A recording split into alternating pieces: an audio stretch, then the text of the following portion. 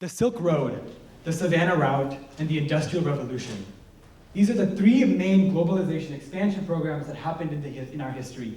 The three top nations and three top things that happened in our nation for history, expanding on globalization and industrial trade. We are at the pinnacle time of history for globalization and global expansion. Now more than ever, we have to hone in on our capabilities and our goals for expanding globally and incur globalization. And lucky for us, that's exactly what Dropbox wants to do, expanding Dropbox globally.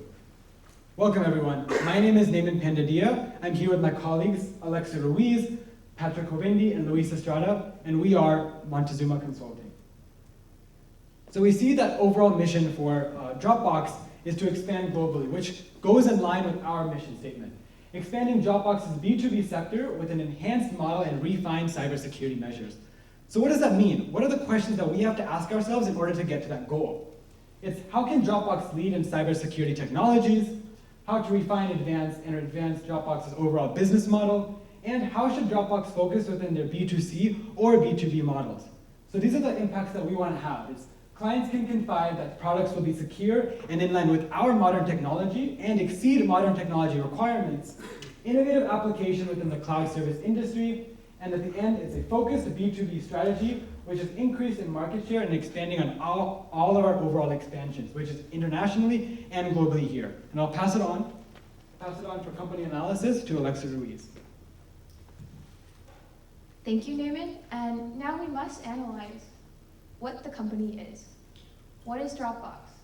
First, it is a secure cloud-based file storage service where anyone can save all of their files and access them anywhere at any time.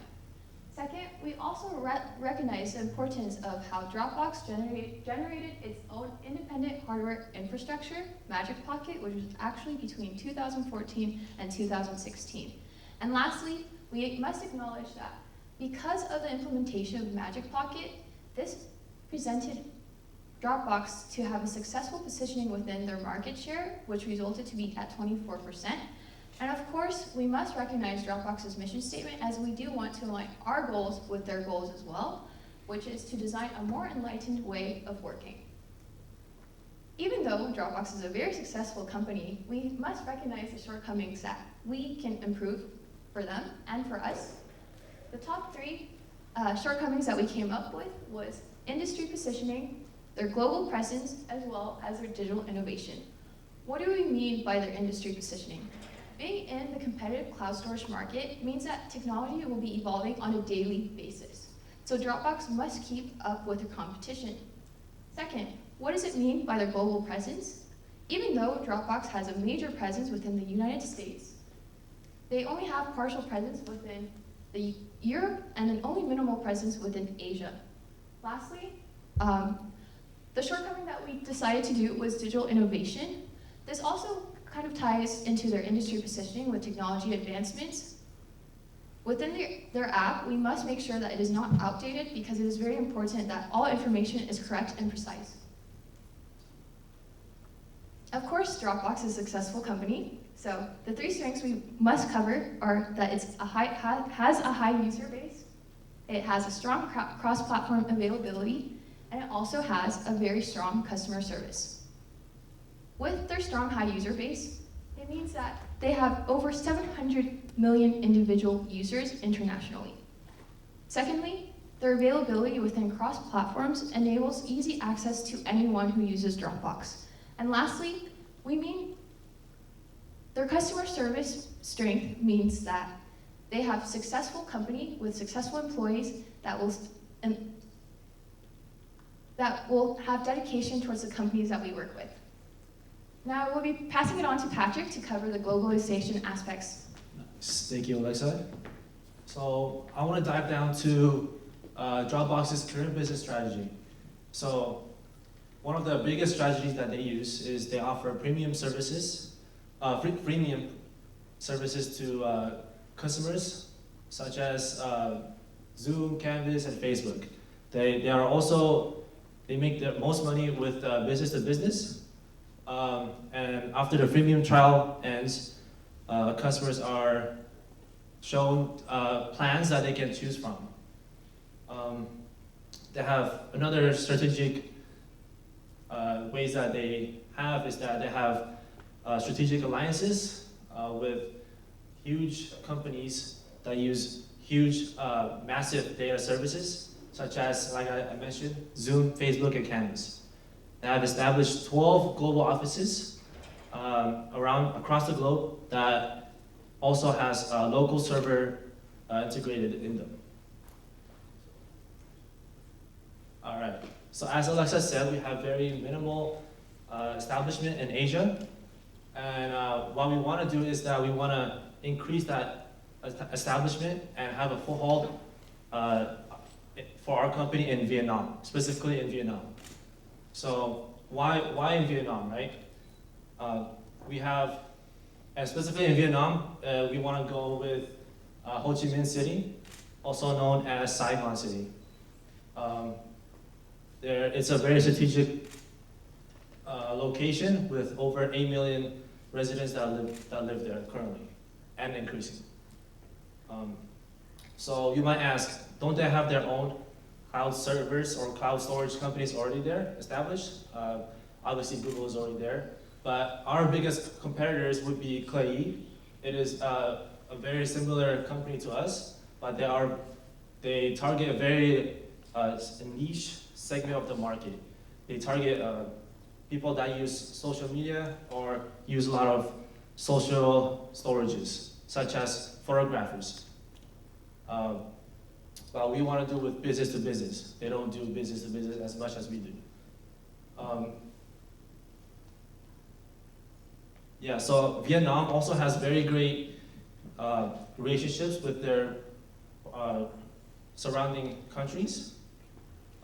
Therefore, their traffic, they are very heavily trafficked. Over 600 million people travel to Saigon City itself per year. They have very good tax incentives for businesses to travel and develop their companies in Vietnam. Nike already moved from China to Vietnam. So does other companies like Apple, Google as well.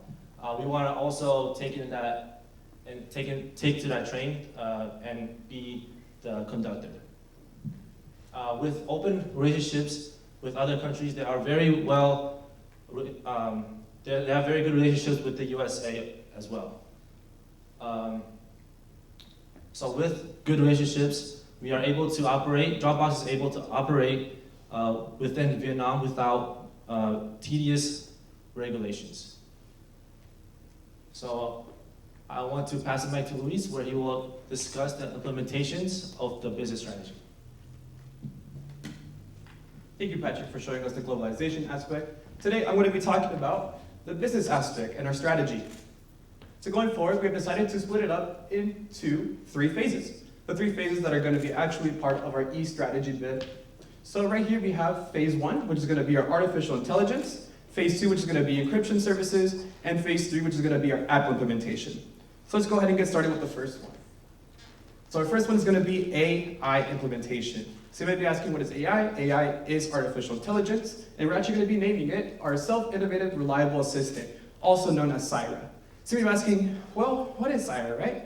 So Syra is going to be our curated AI that will help us navigate the cloud. So how might that work? So let's say one of the managers here at SDSU work in the bookstore, and let's say, hey, well, Syra, can you please pull up our financial income statement from last year? And instantly, and I repeat that again, instantly, right away, you will get to that file using our artificial intelligence. And not only will you be getting all your files instantly, you will also be getting suggestions for smart storage on the cloud, you will also be getting some pre-made templates for you, and you will also be receiving organizational processing that directs users to different alternatives. And I can say this with great confidence, that it will be an easy integration with business portals. And as we all know, technology companies are easily targeted for cyber hackers. So this is why for phase 2, we have gone with encryption services. So with our encryption services, we're going to go into 3 different aspects: circuit level gateway, Trojan horse packet filtering, and lastly, we're going to be going into the intrusion denial of service programs.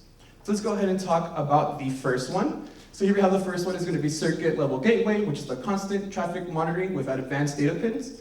and I can guarantee you that all of our users will be protected with the utmost best security that we have. Secondly, we're going to be going with our Trojan horse packet filtering, which we're going to be consistently making sure that we have no Trojan horse hacks against us, because it actually is one of the most common hacks used within the United States and also globally. And lastly, we're going to be with the intrusion denial of service program, which is an extra layer of protection for all of our users. So you may be wondering, how is this going to be used for Dropbox? So this will be actually implemented into our Dropbox app. So for Syra, we're going to have a curated AI that will help you navigate the cloud, which will be expanded to our B2B sector. And for our encryption services, we're going to be using an advanced security, enabling a peace of mind for all of our users. And with that being said, I know I did say a lot. We're going to go ahead and pass it on to Nathan to talk about the aspect part of it. Perfect. Thank you so much, Luis, for that beautiful presentation. Now I want to get into the impact.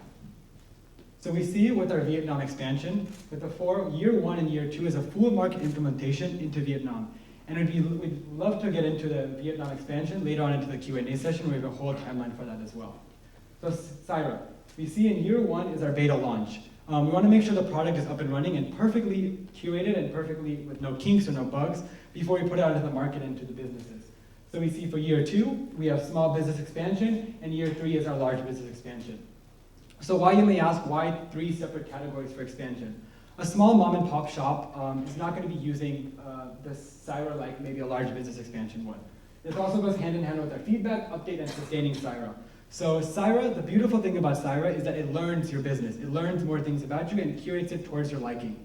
So if a small business mom and pop shop like a bakery has 300 customers in a month, and for auditing purposes they have to pull the receipts, then at the end of every quarter, the business owner will pull the receipts from Syra.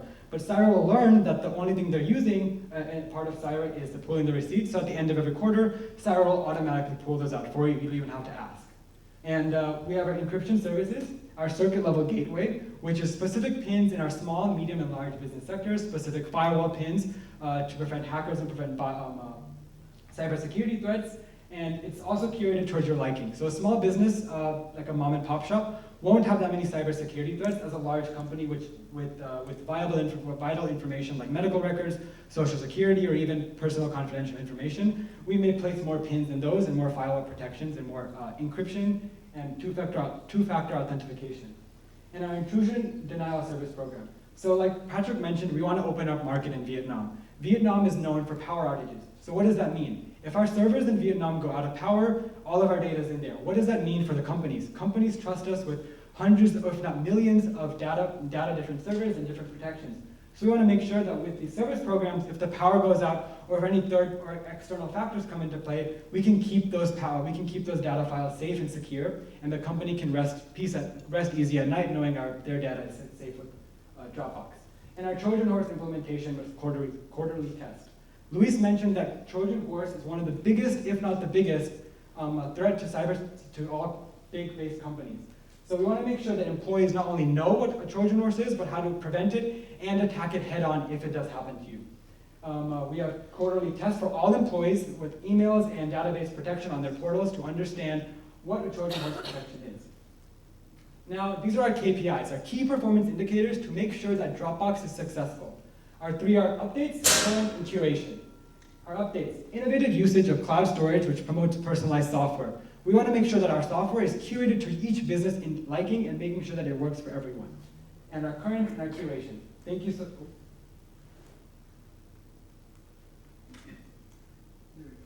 And to conclude, we have our executive summary. We want to reiterate what we want to do with this. So, operate artificial intelligence encryption technology, revamp a uniquely curated Dropbox plan, and formulate an approach on B2B by refining the business model. So what does that mean again? We want to expand globally into Vietnam, into our new sector, and understand that new market and hop right in so we can get a greater market share. And focusing on the more B2B sector so that we can not only grow our market share, but enhance the business consumer profile. We thank you so much for listening today, and we open the floor for questions.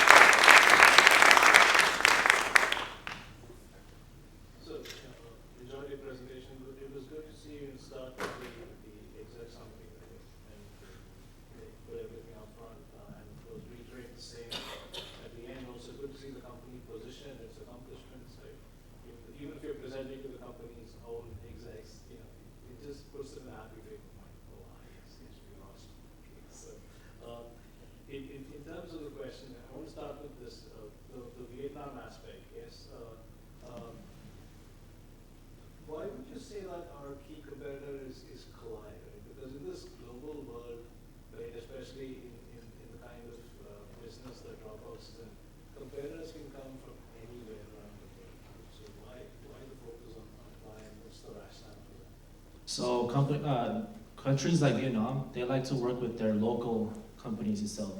So they don't really like to work with outsourcing companies like Google or like especially US or Europe. They want to use their own companies that are in Vietnam. But if we are able to produce such a service that alleviates or beats their services, then it's obvious that they might switch over and come to us. In addition, we also, one big reason why we chose Vietnam is because there are many developing companies in that country. And knowing that a US company is implementing onto there is also beneficial to them because this is modernization that can assist them and assist us. Yeah, I mean, lots of positives with respect to Vietnam, but you got to recognize that a competition can come from anywhere, and then it's not just Vietnam, but your internet service, by establishing the center in Vietnam. Yeah, we just want to start in Vietnam, but eventually we want to spread out like Indonesia, Philippines, right, Thailand. Those are countries that are not fully developed yet, and it's a high-growing country as we speak. Thank you for the presentation. I thought it was interesting you guys focused on AI. So a question that I had is, did you consider any sort of partnership with maybe another AI provider like Siri? Was that something you guys thought about, or did you think it was best to try to develop your own AI capabilities? Yeah, of course. So the reason why we did not want to go with Siri is because we consider Siri to be more like a consumer discretionary type of tool. You know, Siri will tell you the weather, Siri will tell you where the nearest Starbucks is. That's why we didn't want to necessarily go with Siri. David, I know you had another implementation you wanted to mention. Yeah. So going off of what Luis said, Siri tells you the weather, gives you the location. Syra, however, pulls out specific pinpoint locations that you uploaded to the cloud. So we're merely only using the stuff that they upload into our Dropbox cloud. We're not pulling external factors unless it's our pre-made templates. But even our pre-made templates are made in-house. There's no third party coming in. And the reason we don't do third-party implementations is because cybersecurity is a really big threat right now. We want to make sure that all of our in-house capabilities are secure. And that goes hand in hand with our cybersecurity measures. So if we can when we develop our Syra, we're building it in-house so that companies have the peace of mind that our products are up to the utmost technological advanced, and that no other company would be able to beat that, because we are exceeding those expectations that other companies may have. So another development with AI is machine learning and the AI being able to anticipate what someone's going to ask. Was that something that you guys considered?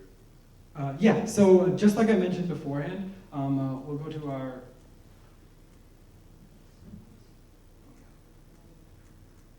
So just like we mentioned before, machine learning is something that we tend to enhance with AI. So like a small mom and pop shop, just like I mentioned, they're going to be pulling out maybe 300 receipts for auditing purposes, and if they continue to do that every single quarter, the machine will learn that and acknowledge that, and at the end of every quarter, it'll automatically pull that data for you. But let's go bigger. A larger company like Canvas, where they have over 3,000 different schools that they're partnering with, and they may be using information on student IDs, how many students are in college, which ones are using Canvas, and how is Canvas being implemented into their school system. So a company, they may be asking for, okay, let's see how many students are registered with Canvas at this specific school. I can ask Syra, pull that information, and every quarter, every time I want to ask that question, it'll compile a list of colleges that I have, and I just click on it, and it'll give me all the information without me having to ask Syra multiple times. Okay, Syra, pick Berkeley. Okay, after picking Berkeley, pick this. Okay, after that, pick this. Instead of doing that, it'll just compile Berkeley and give you all the information that you need right on hand. Thank you. Any thoughts on which business to business segments that you want to focus on, right? Small and medium enterprises, large enterprises, and one industry sectors. Maybe you mentioned it, or maybe it's there somewhere else in your slide. So, what's going to be the scale of business and the industry focus in terms of your expansion? Yeah, so the focus that we want to do for Vietnam specifically is the housing market. It is, like I said, is being developed as we speak. The housing market? The housing market, yeah, the real estate market. So we would want to do that company or that sector, to say. And so when you say real estate, what does that, that's a huge area. So is it small and medium real estate enterprises, large investment firms or what kind of businesses? Yeah, so just like Patrick mentioned, real estate is up and coming and it's one of the main biggest businesses in Vietnam as we speak right now. So companies like Ho Chi Real Estate or different real estate companies, those are all small to middle market company sizes. So we're talking employees from maybe 100 to maybe maximum 200 employees. So those curations are going to be specifically different. Real estate agents, brokers, negotiators, those are all within that real estate realm. So the target would be, our target audience for Vietnam would be those middle markets, small middle markets, and we'd curate them personally for those individuals. So Ho Chi Real Estate Company, they're known for industrial real estate. So what does that mean for us? That means we go in, we get them the cloud storage they need, and we also use Syra to implement different data. So let's say we have 300 different listings that have been sold, pending, or even that we're renting, all uploaded into the cloud. So if I want to pull that information, I message Syra, let her know, she pulls the data, and it'll be implemented into our small and middle market sector. So with our real estate agent company, it would work seamlessly and curated towards those companies. Hopefully that answers your question. And also I want to add that, how we have Canvas for US, we don't know what Vietnam uses, but we want to tap into their educational programs as well. So if we were the first one to do that, we would have bigger market share in Vietnam. So I'll start with a comment and a couple questions. I agree that it's important in any presentation to summarize what the key issues are. For those today who spend too much time on that, it takes away from your actual presentation. You're solving the problems. So it's important to balance those two things, right? Show us that you have the command of the information, and then solve the problem. I am fascinated by the AI approach as well. So if I'm using Dropbox and I'm downloading a file in Dropbox, then you're actually solving the problem and you're speeding the process for uploading. Is that correct? Because of the AI. So somebody still has to download it. You're just shortening the process for uploading it. Yeah, that's right. The upload is what we're gonna focus on because we can't control other people's Wi-Fi speeds or data speeds. So for instance, maybe I said it backwards. So somebody's uploading the file into Dropbox. And then me as the user, I want to get that information. I've got another employee that I work with downloads information into Dropbox. And then when I want to see that information, it's readily available. So you're addressing a major pain point because information and having it fast is important. So is that how the technology works? I just want to make sure I understand that. Yeah, so just like you mentioned, sorry, we were a little bit confused at first, but yeah, the user would upload the information, put it into the cloud, and then when we want to extract that information or extract certain data points, that's where Syra would come into play. You'd ask her, and she'd pull the data for you. Hopefully that answered your question. Yeah, I like the thinking behind, the value-added service, right? So not just the data, but what can you do with that data. But in terms of the advanced security features that you want to roll out, my question is why? Is that a weakness? Is that an issue? Is that something where Dropbox is on the defensive with its competition? What's the imperative for investing in all of that? Does Dropbox have the best levels of security encryption currently in its industry? So we do want to show that Dropbox does have a strong presence within security, and that's why we're just emphasizing these features, because as technology is evolving, we also have to evolve as well, and that's primarily why we did these 3 points. And following up, meeting industry standards is no longer viable. Companies want you to exceed, and that's where we step in. circuit level gateway, Trojan horse packet filtering, and intrusion denial service program is completely unheard of in the Dropbox realm. And we saw that as an issue in Dropbox. We know that they have modern security and modern cybersecurity features, but we want to take it a step forward. Why just stay where you are comfortably when you can go forward and really make a keen partnership with companies that really focus on cybersecurity? And cybersecurity is a huge issue right now, and it's going to continue being a huge issue because people want information for free. People want to take our information illegally, and we have to stop that. And one of the main things, like we said, is Trojan horse packet filtering. A quick info about Trojan horse packet filtering is you get an email, your customer gets an email, employee gets an email saying, hey, accounting needs you right away. Please reply with your account number and name, and so we can submit this document. That's Trojan horse packet filtering. That's a scam email. But it's faced as a normal accounting email, a normal email from your company. So when we implement constant portal testing for employees, they understand those risks, and we can mitigate those risks completely so that employees know and understand that. And we want to make sure that we add that across all platforms so that they know that we're not just here as a cloud uploading service, we're more than that. We have security, we have advanced top-of-the-line security so that you can have peace of mind giving us your data until we can store it for you.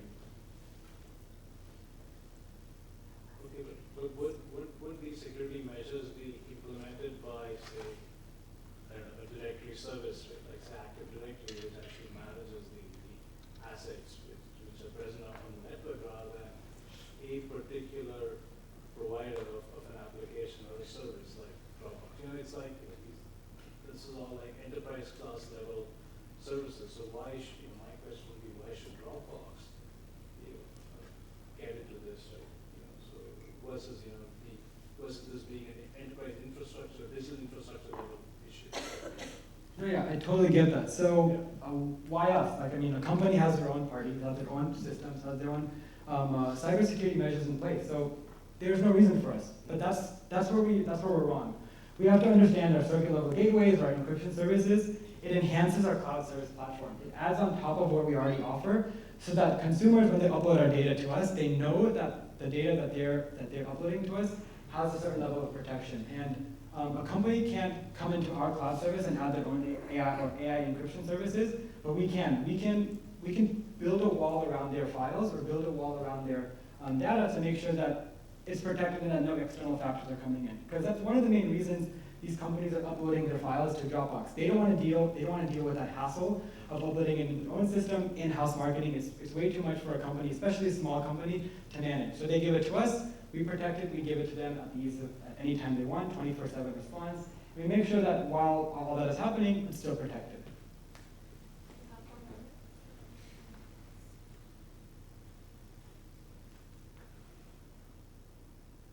Well done. Perfect. Thank you guys so much.